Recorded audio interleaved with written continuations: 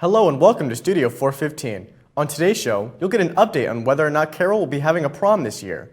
You'll hear how essential workers such as teachers will soon be able to get vaccinated, and you'll see a 1v1 soccer charger challenge. All of that and more coming up next.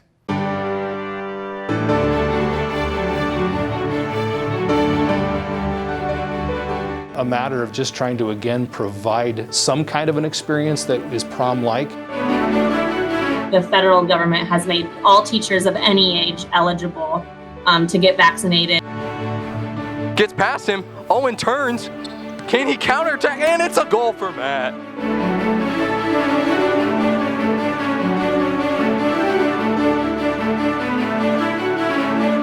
Welcome to Studio 415. I'm Jacob Inman. 1 year ago, COVID-19 shut down NACS and the country, forcing many traditions to be canceled. One of the biggest losses was Carroll's prom. I talked with several decision makers at CHS to find out if prom is on the chopping block again this year. In 2020, seniors and students alike had to face the music when prom was canceled.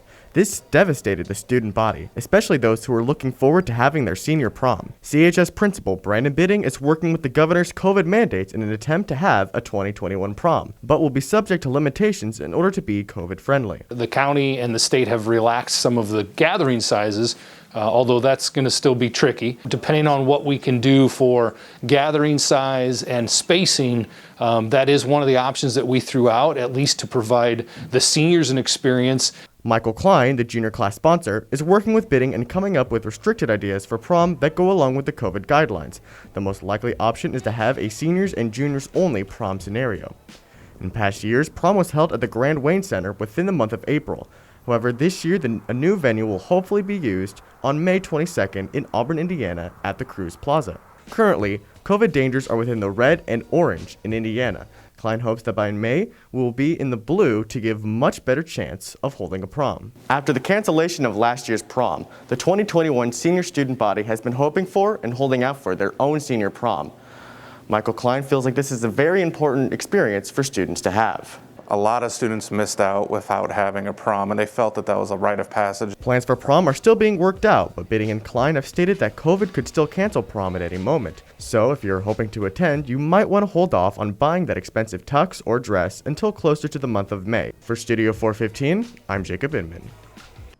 With the novel coronavirus entering the vaccine stage, many questions still lie on who and when various essential workers may receive immunizations. Studio 415 reporter Alan Sizemore has more on this subject. Thank you, Jacob. I talked to NACS and the Indiana Department of Health to find out about the decision processes behind giving Carroll teachers COVID-19 vaccination opportunities. On March 2nd, 2021, President Joe Biden posted a tweet directing every state to prioritize educators for vaccination, and for every educator, school staff member, and child care worker to receive at least one shot by the end of the month. With the United States at full force distributing as much as 28 vaccines per 100 citizens and the new addition of a Johnson & Johnson single vaccine, it appears that COVID-19 is at the beginning of an end. Yeah, I think it is more than just, the vaccine at this point. I think we have to stay the course with the distancing, the masks, until we get herd immunity. And so herd immunity is when at least 70 to 80% of the population is vaccinated, and then I think that's when we can claim victory. With the current rate of vaccine distribution, researchers calculate that in 6 months, approximately 75% of the U.S. population will have been vaccinated.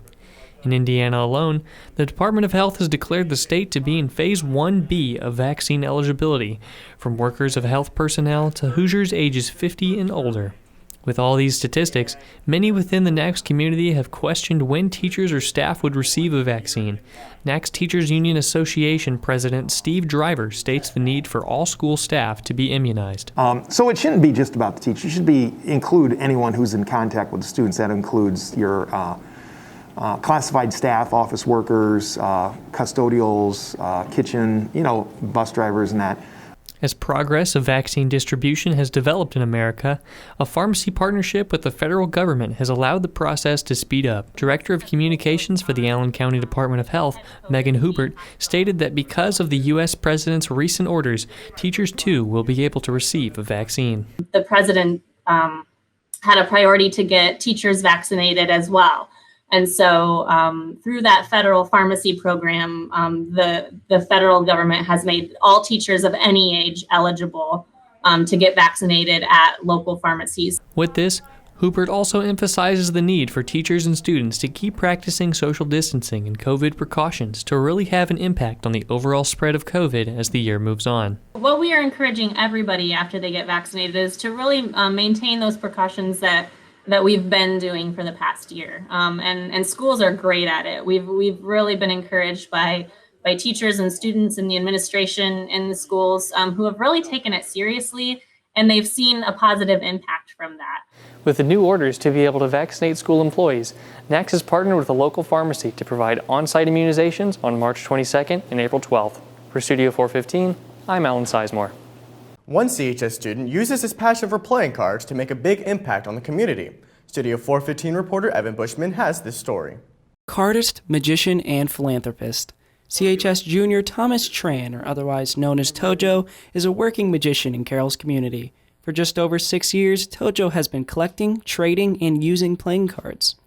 Tojo estimates that he has collected over 500 playing cards over the years. As his collection grew, he began to practice magic and card tricks. Starting simple, his skills began to increase by the day. By the time Tojo was a freshman, he began to take his magic skills more seriously. Developing a new talent, Tojo found a hobby that he was greatly passionate in. With his newfound skills, Tojo decided to put it towards a good cause. With help from a friend in California, Tojo was able to create a charity card raffle to raise money for the Leukemia and Lymphoma Society, or otherwise known as LLS. But with such an ambitious project, Tojo knew he wasn't going to be able to do it alone. I ended up reaching out to people like friends of the community and like big YouTubers in the magic community, and a lot of them responded and they actually wanted to help. And so I was able to collect that money and get a host that's from a very reputable card reseller. The host of his charity raffle was SoCal Playing Cards, a website and organization based in California sought on making the community of playing card holders better. Through Henry Cortez, Tojo's partner, they were able to use SoCal's website as a host for their raffle. He's such a great guy. His name's Henry Cortez, and the Cortez family has really helped me this entire process. Tojo reached out to YouTubers such as The Wooden Cardist and ECAT. While also reaching out to people in the community, Tojo made many posts and promotional videos to gain attention to his cause. His videos and posts started to gain traction as students from Carroll began to share it on Instagram. Through cash donations alone, Tojo and his raffle raised $110 for LLS. And through the raffle's playing card donations, Tojo raised an estimated $400 for the charity. Tojo's charity raffle was concluded on March 3rd of 2021, raising an estimated $500 for the cause. But while the raffle has ended, the impact this has had on the community will last. This just goes to show how even the most unexpected of things can have a positive impact on the community. For Studio 415, I'm Evan Bushman. We are less than a week away from the official start of spring. Weather specialist Fu Li will let us know if the temperatures will be spring-like. Thanks, Jacob. Snowfall made way again earlier this week, but it didn't stick. The temperature ranges will be from the mid-60s all the way to the mid-40s this week. Precipitation will be moving from the west to the east, affecting the Midwest regions and the southern states along the shore.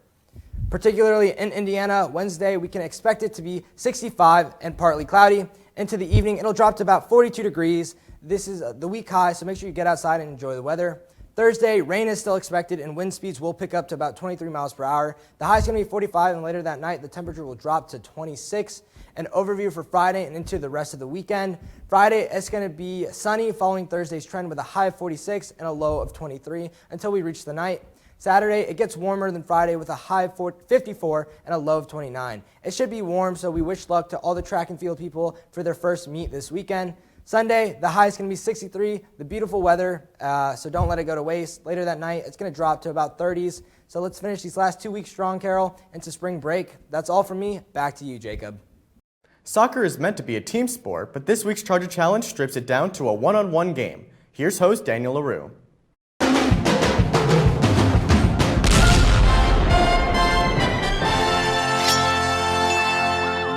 Hello and welcome to Season 4, Episode 7 of the Charger Challenge. Today we have two contestants battling out in a 1v1 soccer duel, all to win the Studio 415 Cup.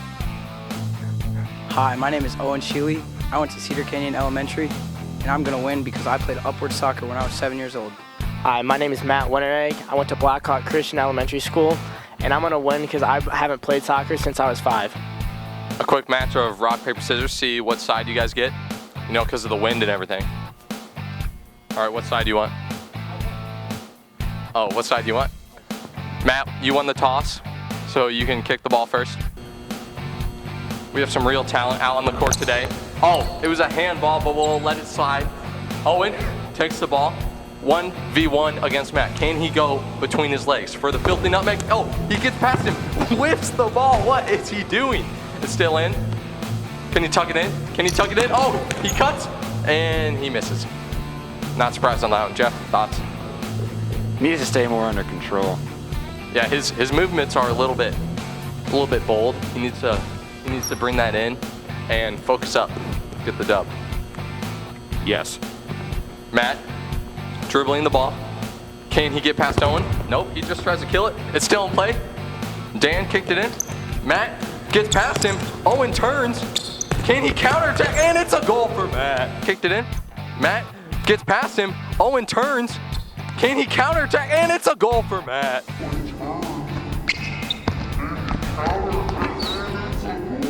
Matt, what went into that goal?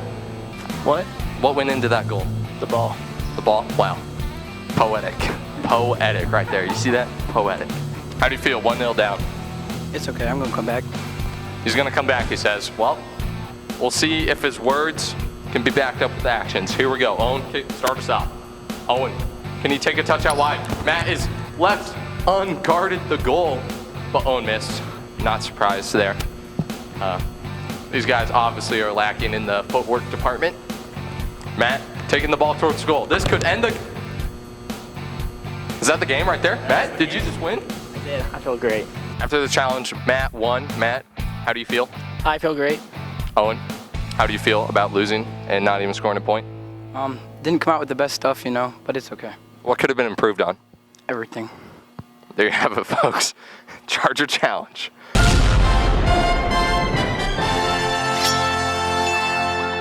That's all we have today. Thanks for watching. If there's a story you'd like us to cover, please let us know. For all of us here at Studio 415, have a great week, Carroll. Sunny days and friendly smiles, walk the halls with me.